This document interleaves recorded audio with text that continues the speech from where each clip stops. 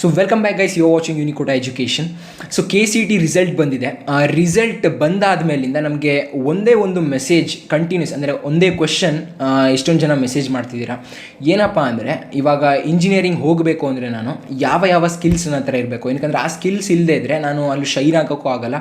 Plus any other engineering ಇಂಡಿಯಾದಲ್ಲಿರೋ ಅಷ್ಟು ಇಂಜಿನಿಯರ್ಸಲ್ಲಿ ನಾನು ಒಬ್ಬ ಸೇರ್ಕೊಬಿಡ್ತೀನಿ. ಆ ರೀತಿ ಎಲ್ಲ ನಾನು ಶೈನ್ ಆಗಬೇಕು ಇಂಜಿನಿಯರಿಂಗಲ್ಲಿ ಅಂದರೆ ನನಗೆ ಯಾವ ಸ್ಕಿಲ್ಸ್ ಇರಬೇಕು ಅಂತ ಮೆಸೇಜ್ ಮಾಡ್ತಿದ್ದೀರಾ. ಸೊ ಅದಕ್ಕೆ ಆನ್ಸರ್ ಈ ವಿಡಿಯೋದಲ್ಲಿ ಕಂಪ್ಲೀಟ್ ಆಗಿ ಸಿಗುತ್ತೆ. ಸೊ ಈ ವಿಡಿಯೋನ ಸ್ಕಿಪ್ ಮಾಡದೆ ಎಂಡ್ ತನಕ ನೋಡಿ. ಮತ್ತು ಇಷ್ಟ ಆದರೆ ವಿಡಿಯೋನ ಲೈಕ್ ಮಾಡಿ ಆ್ಯಂಡ್ ಶೇರ್ ಮಾಡಿ ಫ್ರೆಂಡ್ಸ್ ಜೊತೆ ಅಂತ ಹೇಳ್ತಾ ಈ ವಿಡಿಯೋನ ಸ್ಟಾರ್ಟ್ ಮಾಡೋಣ.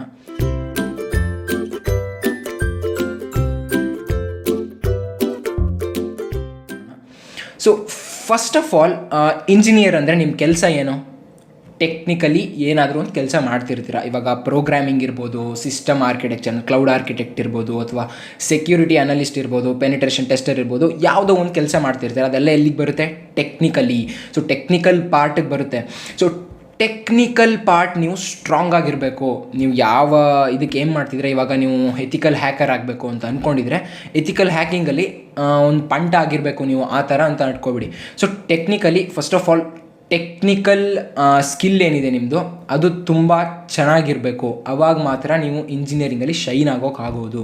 ಏನಕ್ಕಂದರೆ ಟೆಕ್ನಿಕಲ್ ಪಾರ್ಟೇ ಇಲ್ಲ ಅಂದರೆ ಅದೇ ಒಂಥರ ಫೌಂಡೇಶನ್ ಥರ ನಿಮ್ಮ ಟೋಟಲ್ ಸ್ಕಿಲ್ ಸೆಟ್ಗೆ. ಸೊ ಟೆಕ್ನಿಕಲ್ ಪಾರ್ಟ್ನ ನೀವು ಏನಕ್ಕಂದರೆ ಬೆಳೆಸ್ಕೋಬೇಕು. ಇವಾಗ ಟೈಮ್ ಇದೆ, ತಲೆನೇ ಕೆಡಿಸ್ಕೋಬೇಡಿ. ನೀವೇನಾದರೂ PCME ಸ್ಟೂಡೆಂಟಾಗಿ ನೀವು ಕಂಪ್ಯೂಟರ್ ಸೈನ್ಸಿಗೆ ಬಂದಿದ್ರು ಸಹ ಟೆಕ್ನಿಕಲ್ ಪಾರ್ಟ್ ಏನು ಇಂಪ್ರೂವ್ ಆಗೋಲ್ಲ ಅಂತಲ್ಲ. ಎಷ್ಟೊಂದು ಜನ ನಾನು ನೋಡಿದ್ದೀನಿ, ಎಷ್ಟೊಂದು ಜನ ಇಂಪ್ರೂವ್ ಮಾಡ್ಕೊಂಡಿದ್ದಾರೆ. ಪ್ಲಸ್ ನನಗೂ ಸಹ ಅವರಿಂದ ಎಷ್ಟೊಂದು ಹೆಲ್ಪ್ ಆಗಿದೆ. ಸೊ ಆ ರೀತಿ ನೀವು ಟೆಕ್ನಿಕಲ್ ಪಾರ್ಟ್ನ ನೀವು ಸ್ಟ್ರಾಂಗ್ ಮಾಡ್ಕೋಬೇಕು. ಸೊ ಅದು ಫಸ್ಟ್ ಟೆಕ್ನಿಕಲ್ ಪಾರ್ಟ್ ಆಯಿತು. ಸೆಕೆಂಡ್ ಪಾರ್ಟ್ ಏನಪ್ಪ ಅಂದರೆ, ಎಷ್ಟೊಂದು ಜನ ಇದನ್ನು ಒಪ್ಕೊಳ್ಳಲ್ಲ, but communication is important. So ನೀವು ಇಂಗ್ಲೀಷ್ನ ಇವಾಗಲಿಂದನೇ ಒಂದು ರೇಂಜ್ಗೆ, ಒಂದು ಫುಲ್ ಏನು ಅಡ್ವಾನ್ಸ್ಡ್ ಆಗಿ ದ್ಯಾಟ್ ಆ್ಯಂಡ್ ಆಲ್ ಲೈಕ್ ಆ ರೀತಿ ಏನು ಬೇಡ. ಜಸ್ಟ್ ನಿಮಗೆ ಇಂಟರ್ವ್ಯೂ ಕ್ವೆಶನ್ಗೆ ನೀವು ಕರೆಕ್ಟಾಗಿ ಆನ್ಸರ್ ಮಾಡಬೇಕು. ಪ್ಲಸ್ ಇಂಟರ್ವ್ಯೂವರ್ಗೆ ನಿಮಗೆ ಯಾವುದೇ ರೀತಿ ಅವ್ರಿಗೆ ಡೌಟ್ ಬರಬಾರ್ದು. ಏನಕ್ಕಂದರೆ ನೀವು ಇಂಗ್ಲೀಷ್ ಗೊತ್ತಿಲ್ಲ ಅನ್ನೋ ರೇಂಜ್ಗೆ ಅಲ್ಲಿ ನೀವು ಈ ರೀತಿ ಯಾವುದೇ ಸೌಂಡ್ ಮಾಡದೇ ಇರೋ ಥರ ಕಂಟಿನ್ಯೂಸ್ ಆಗಿ ಮಾತಾಡೋದನ್ನ ಇಂಗ್ಲೀಷಲ್ಲಿ ಕಲ್ತ್ಕೋಬೇಕು, ಸರಿನಾ? ಸೊ ಇಂಗ್ಲೀಷಲ್ಲಿ ಅದನ್ನು ಕಲ್ತ್ಕೊಂಡಾದ್ಮೇಲೆ ನೀವೇನು ಮಾಡಬೇಕು, ನೆಕ್ಸ್ಟು ನಿಮ್ಮ ಫ್ರೆಂಡ್ಸ್ ಜೊತೆ ಕಮ್ಯುನಿಕೇಟ್ ಮಾಡೋದಾಗಿರಲಿ, ಅಥವಾ ಇಷ್ಟೊಂದು ಅಪ್ಲಿಕೇಶನ್ಸ್ ಇದೆ, ಡಿಯೋಲಿಂಗೋ ಅಂತ ಎಲ್ಲ ಹೇಳಿ, ಅಲ್ಲಿ ನಿಮಗೆ ಇಂಗ್ಲೀಷ್ನ ಫ್ರೀಯಾಗಿ ಹೇಳ್ಕೊಡ್ತಾರೆ. ಸೊ ಅಲ್ಲೂ ಸಹ ನೀವು ಪ್ರಾಕ್ಟೀಸ್ ಮಾಡಿಕೊಂಡು ನಿಮ್ಗೇನಾದ್ರು ಗೊತ್ತಿಲ್ಲ ಅಂದರೆ, ಎಷ್ಟೊಂದು ಜನ ಇಂಗ್ಲೀಷ್ ತುಂಬ ಆವಾಗಲೇ ಗೊತ್ತಿದ್ದು ಬಿಟ್ಟಿರುತ್ತೆ ಇಂಜಿನಿಯರಿಂಗ್ ಬರ್ತಿದ್ರೆ. ಸೊ ಗೊತ್ತಿಲ್ಲ ಅಂದರೆ ಇದನ್ನು ಮಾಡ್ಕೊಳ್ಳಿ. So communication part is important. ನೀವೇನಾದರೂ ಎಕ್ಸ್ಟ್ರಾ ಸ್ಪ್ಯಾನಿಷ್ ಅಥವಾ ಜರ್ಮನ್ ಅವೆಲ್ಲನೂ ತಿಳ್ಕೊಂಡಿದ್ರೆ ನಿಮಗೆ ಒಂದು ಪ್ಲಸ್ ಪಾಯಿಂಟ್ ಅಂತಲೇ ಹೇಳ್ಬೋದು. ಏನಕ್ಕಂದರೆ ಅಲ್ಲಿ ಇರೋ ಜಾಬ್ಸ್ಗೆ ಏನಾದರೂ ಅವರು preference German is required, like Germany the knowledge, ಅಲ್ಲಿ ಜರ್ಮನಿ ಏನಾದ್ರು ಇದ್ದರೆ ಅದು ಕಂಪನಿ. ಸೊ ಜರ್ಮನ್ ಗೊತ್ತಿರಬೇಕು ಅಂತ ಏನಾರಿದ್ರೆ ನೀವು ಸಹ ಅಪ್ಲೈ ಮಾಡ್ಬೋದು, ಯಾಕಂದರೆ ನಿಮಗೆ ಗೊತ್ತಿರುತ್ತೆ. ಸೊ ಅದೊಂದು ನಿಮಗೆ ಎಡ್ಜ್ ಸಿಗುತ್ತೆ ನೀವೇನಾದ್ರು ಎಕ್ಸ್ಟ್ರಾ ಲ್ಯಾಂಗ್ವೇಜ್ ಕಲಿತಿದ್ರೆ. So English is must important. ನೀವೇ ನನಗೆ ಬೈಬೋದು, ಇಂಗ್ಲೀಷ್ ಏನಕ್ಕಪ್ಪ ನೀನು ಪ್ರಮೋಟ್ ಮಾಡ್ತಿದ್ಯಾ ಅಂತ, ಬಟ್ ಇಂಜಿನಿಯರಿಂಗ್ ನೀವು ಮಾಡಬೇಕು ಅಂದರೆ ಸೊ ಎಲ್ಲ ಕಾನ್ಸೆಪ್ಟ್ಸು ನಿಮ್ಗೆ ಇಂಗ್ಲೀಷಲ್ಲೇ ಇರೋದ್ರಿಂದ ನೀವು ಕಲ್ತ್ಕೊಳ್ಳೋಕ್ಕೂ ಸಹ ಇಂಗ್ಲೀಷ್ ಬೇಕಾಗುತ್ತೆ. So English is important. So communication skill ನಿಮಗೆ ಇಂಪಾರ್ಟೆಂಟ್ ಆಗುತ್ತೆ. ಸೊ ನೆಕ್ಸ್ಟ್ ಒನ್ ಏನಪ್ಪ ಅಂದರೆ ಕ್ರಿಯೇಟಿವಿಟಿ. ಸೊ ನೀವು ಹೇಗೆ ಕ್ರಿಯೇಟಿವ್ ಇದ್ದೀರಿ, ಅದರ ಪ್ರಾಬ್ಲಮ್ ಬಂದರೆ ಹೇಗೆ ಅದನ್ನು ಕ್ರಿಯೇಟಿವ್ ರೀತಿಯಲ್ಲಿ ಸಾಲ್ವ್ ಮಾಡ್ತೀರಾ, ಸೊ ಕ್ರಿಯೇಟಿವ್ ಸೊಲ್ಯೂಷನ್ಸ್ ತರ್ತೀರಾ, ಇನೋವೇಷನ್ಸ್ ಮಾಡ್ತೀರಾ ಅನ್ನೋದ್ರ ಮೇಲೆ ನಿಮ್ಮ ಕ್ರಿಯೇಟಿವಿಟಿ ಡಿಪೆಂಡ್ ಆಗುತ್ತೆ. ನಿಮ್ಮ ಕ್ರಿಯೇಟಿವಿಟಿ ಸ್ಕಿಲ್ನ ಅದು ಜಡ್ಜ್ ಮಾಡ್ತೀವಿ. ಸೊ ನೀವೇನಾದರೂ ಇಂಟರ್ವ್ಯೂವಲ್ಲಿ ಕೂತಿದ್ದಾಗ ನಿಮಗೆ ಇಂಟರ್ವ್ಯೂವರು ಕ್ವೆಶನ್ ಮಾಡಿ ಇವಾಗ ಒಂದು ಪ್ರಾಬ್ಲಮ್ ಕೇಳ್ತಾರೆ. ಸೊ ಆ ಪ್ರಾಬ್ಲಮ್ನ ನೀವು ಹೇಗೆ ಅದನ್ನು ಅಪ್ರೋಚ್ ಮಾಡ್ತೀರಾ, ಹೇಗೆ ಪ್ರಾಬ್ಲಮ್ನ ಸಾಲ್ವ್ ಮಾಡ್ತೀರಾ, ಬೇರೆಯವ್ರಿಗೆ ಹೋಲಿಸಿದ್ರೆ ಹೇಗೆ ನಿಮ್ಮ ಸೊಲ್ಯೂಷನ್ನು ಎಫಿಷಿಯೆಂಟ್ ಇತ್ತು, ಇವೆಲ್ಲದ್ರ ಮೇಲೆ ನಿಮ್ಮ ಜಡ್ಜ್ಮೆಂಟ್, ಅಂದರೆ ಅವರ ಜಡ್ಜ್ಮೆಂಟ್ ಬೇಸ್ ಆಗಿರುತ್ತೆ.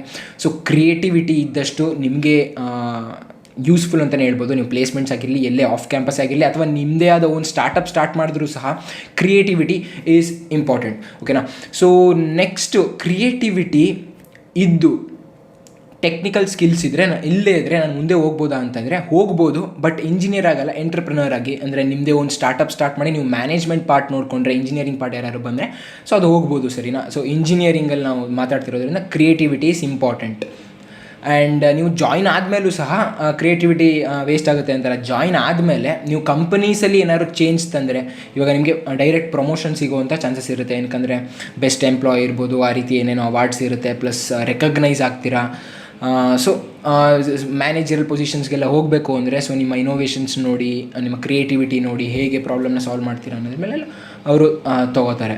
ಸೊ 3 ಸ್ಕಿಲ್ಸ್ ಆಯಿತು. ಇವಾಗ 4th ಇಂಪಾರ್ಟೆಂಟ್ ಸ್ಕಿಲ್, ನಾನು ಇಂಪಾರ್ಟೆಂಟ್ ಸ್ಕಿಲ್ಸ್ ಮಾತ್ರ ತೊಗೊಂಡಿರೋದು, ಎಷ್ಟೊಂದು ಬರುತ್ತೆ ಇಲ್ಲಿ, ಅಟೆನ್ಷನ್ ಟು ಡೀಟೇಲ್ ಇರ್ಬೋದು, ಎಲ್ಲ ಬರುತ್ತೆ. ಬಟ್ ಇಲ್ಲಿ 4th ಏನಪ್ಪ ನಾವು ನೋಡ್ತೀವಿ, ಇಂಟರ್ಪರ್ಸನಲ್ ಸ್ಕಿಲ್ಸ್, ಅಂದರೆ ಬೇರೆಯವ್ರ ಜೊತೆ ಹೇಗಿದ್ದೀರಾ, ಟೀಮ್ ವರ್ಕಲ್ಲಿ, ಅಂದರೆ ಟೀಮಲ್ಲಿ ಏನಾದರೂ ನಿಮಗೆ ವರ್ಕ್ ಕೊಟ್ಟರೆ ಹೇಗೆ ಮಾಡ್ತೀರಾ, ಟೀಮ್ನ ನೀವು ಲೀಡ್ ಮಾಡೋ ಚಾನ್ಸ್ ನಿಮಗೆ ಅಂದರೆ ಕೊಟ್ಟರೆ ನೀವು ಲೀಡ್ ಹೇಗೆ ಮಾಡ್ತೀರಾ, ನಿಮಗೆ ಲೀಡರ್ಶಿಪ್ ಕ್ವಾಲಿಟೀಸ್ ಇದೆಯಾ, ಇದೆಲ್ಲ ಇಂಟರ್ಪರ್ಸನಲ್ ಸ್ಕಿಲ್ಸಲ್ಲಿ ಬರುತ್ತೆ. ಇಂಟರ್ಪರ್ಸನಲ್ ಸ್ಕಿಲ್ಸ್ ಡೆವಲಪ್ ಮಾಡಬೇಕು ಅಂದರೆ ಜಸ್ಟ್ ಕಾಲೇಜ್ಗೆ ಹೋಗಿ ಎಲ್ಲರನ್ನೂ ಮಾತಾಡಿಸಿ ಎಲ್ಲರ ಜೊತೆನೂ, ಅಂದರೆ ಇವಾಗ ಸ್ವಲ್ಪ ಏನಾಗುತ್ತೆ ಅಂದರೆ ಕಾಲೇಜಲ್ಲಿ ನೀವು ಹೋದ ತಕ್ಷಣ ಯಾರ ಜೊತೆ ಸೇರ್ತೀರ, ಈಗ 4-5 ಮೆಂಬರ್ಸ್ ಇದ್ದರೆ ನಿಮ್ಮ 4-5 ಮೆಂಬರ್ಸ್ದೇ ಗ್ರೂಪ್ ಆಗುತ್ತೆ. So don't get zone there, like 4-5 members ಜೊತೆನೇ ಇರಬೇಡಿ, ಬೇರೆಯವ್ರನ್ನೂ ಮಾತಾಡಿಸಿ. ಅಂದರೆ ಟೋಟಲ್ ನಿಮ್ಗೆ ಎಲ್ಲರಿಗೂ ಗೊತ್ತಿರಬೇಕು, ಎಲ್ಲರನ್ನೂ ಮಾತಾಡಿಸ್ತಿದ್ದಂಗೆ ಇವಾಗಲೇ ನಿಮ್ಮ ಕಮ್ಯುನಿಕೇಷನ್ ಸಹ ಡೆವಲಪ್ ಆಗುತ್ತೆ, ಪ್ಲಸ್ ಇಂಟರ್ಪರ್ಸನಲ್ ಸ್ಕಿಲ್ಸ್ ಸಹ ಡೆವಲಪ್ ಆಗುತ್ತೆ. ಈ ರೀತಿದೆಲ್ಲ ನಿಮಗೆ ಯೂಸಸ್ಸು ಕಾಲೇಜಿಂದ ಇದೆ. ಸೊ ಕಾಲೇಜ್ನ ಎಷ್ಟೊಂದು ಜನ ಬೈಬೋದು, ಬಟ್ ಕಾಲೇಜಿಂದ ಕಮ್ಯುನಿಕೇಷನ್ ಕಲಿತೀರಾ, ಟೆಕ್ನಿಕಲ್ಲೂ ಕಲಿತೀರಾ, ಆ್ಯಕ್ಚುಲಿ ಥಿಯರಿ ಕಲಿತೀರಾ. ಸೊ ಥಿಯರಿಯಿಂದ ನೀವು ಪ್ರಾಕ್ಟೀಸ್ ಸಹ ಮಾಡ್ತೀರಾ, ಪ್ರಾಕ್ಟಿಕಲ್ ಸಹ ಹೇಳ್ಕೊಡ್ತಾರೆ ಕಾಲೇಜಲ್ಲಿ, ಇಲ್ಲ ಅಂತ ಅಲ್ಲ. But to not that extent, like ನೀವು ಎಕ್ಸ್ಟ್ರಾ ಕಲ್ತ್ರೇ ನಿಮಗೆ ಎಕ್ಸ್ಟ್ರಾ ಸಿಗೋದು. ಸೊ ಕಮ್ಯುನಿಕೇಷನ್ ಕಲಿತೀರಾ, ಟೆಕ್ನಿಕಲ್ಲೂ ಕಲಿತೀರಾ. ಅಲ್ಲಿ ಕ್ರಿಯೇಟಿವಿಟಿ ಅದು ನಿಮ್ಮಿಂದನೇ ಬರಬೇಕು. ಪ್ಲಸ್ ಕ್ರಿಯೇಟಿವಿಟಿ ಏನಂದರೆ ನೀವು ಬೇರೆಯವ್ರನ್ನ ನೋಡಿ, ಸರೌಂಡಿಂಗ್ಸ್ನ ನೋಡಿ ಬರೋವಂಥದ್ದು, ಅದು ಓನಾಗಿ ಬರಲ್ಲ. ಸೊ ಅದಕ್ಕೋಸ್ಕರ ಇವಾಗ ಸರೌಂಡಿಂಗ್ಸ್ ನೋಡಿದ್ರಿ, ಯಾವುದೋ ಪಾರ್ಕಿಂಗಲ್ಲಿ ಮೊಬೈಲ್ ಆ್ಯಪ್ ಮಾಡಿಬಿಟ್ರೆ ಇದು ಈಸಿ ಆಗ್ತಿತ್ತು, ಆ ಥರ ಏನಾದ್ರು ಇದ್ದರೆ ಮೊಬೈಲ್ ಆ್ಯಪ್ ಮಾಡೋದು, ಅದನ್ನು ಇನೋವೇಷನ್ ಅಂತಾರೆ. ಸೊ ಅಲ್ಲಿ ನೋಡಲಿಲ್ಲ ಅಂದರೆ ನಿಮ್ಗೆ ಆ ಇನೋವೇಷನ್ ಬರ್ತಿರಲಿಲ್ಲ, ಆ ಥರ ಅದು. ಸೊ ಎಲ್ಲನೂ ನೋಡಿ ಹೊರಗಡೆ ಎಲ್ಲ ಸುತ್ತಾಡಿದಾಗ ನಿಮಗೆ ಐಡಿಯಾಸ್ ಬರುತ್ತೆ. ಆ ಐಡಿಯಾಸ್ ನೀವು ಬಿಸ್ನೆಸ್ ಸ್ಟಾರ್ಟಪ್ ಆಗಾದರೂ ಕನ್ವರ್ಟ್ ಮಾಡ್ಬೋದು, ಅಥವಾ ಹ್ಯಾಕಥಾನ್ಸ್ ಸ್ವಲ್ಪ ಪಾರ್ಟಿಸಿಪೇಟ್ ಮಾಡಿ ಅಲ್ಲೂ ಸಹ ಅದನ್ನೆಲ್ಲ ಮುಂದೆ ತಿಳ್ಕೊಳ್ಳೋಣ. ಸೊ ಟೋಟಲಾಗಿ ಇಂಟರ್ಪರ್ಸನಲ್ ಸ್ಕಿಲ್ಸ್ ಸಹ ಇಂಪಾರ್ಟೆಂಟ್, ನೀವು ಹೇಗೆ ಟೀಮಲ್ಲಿ ವರ್ಕ್ ಮಾಡ್ತೀರಾ ಅಂತ ಹೇಳಿ. ಸೊ ಟೋಟಲ್ 4 ಸ್ಕಿಲ್ಸ್ ನೋಡಿದ್ವು ನಾವು ಇಂಜಿನಿಯರ್ಸ್ಗೆ ಯಾವುದು ಇಂಪಾರ್ಟೆಂಟ್ ಅಂತೇಳಿ. ಸೊ ಈ ಸ್ಕಿಲ್ಸ್ನ ಆದಷ್ಟು ಬೆಳೆಸ್ಕೊಳ್ಳೋಕ್ಕೆ ಟ್ರೈ ಮಾಡಿ. ನಿಮ್ಮ ಕಾಲೇಜ್ ಡೇಸಲ್ಲಾರು ಆಗಿರ್ಬೋದು, ಅಥವಾ ಕಾಲೇಜ್ ಮುಗಿದ ಮೇಲಾರು ಆಗಿರ್ಬೋದು, ಕಾಲೇಜಿಂದ ಮುಂಚೆ ಇವಾಗಲೂ ಸಹ ಟೈಮ್ ಇದೆ ನೋಡಿ, ಇವಾಗಲೂ ಸಹ ನೀವು ಕಮ್ಯುನಿಕೇಷನ್ ಪಾರ್ಟ್ ಕಲ್ತ್ಕೋಬೋದು, ಟೆಕ್ನಿಕಲ್ ಪಾರ್ಟ್ ನೀವು ಇಂಪ್ರೂವ್ ಆಗ್ಬೋದು ಅಂತ ಹೇಳ್ತಾ.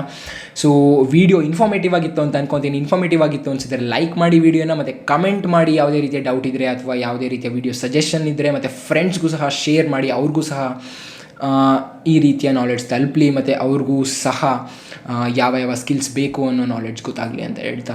ಸೊ ಈ ವಿಡಿಯೋನ ಮುಗಿಸೋಣ guys. So thank you for watching. Stay home, stay safe.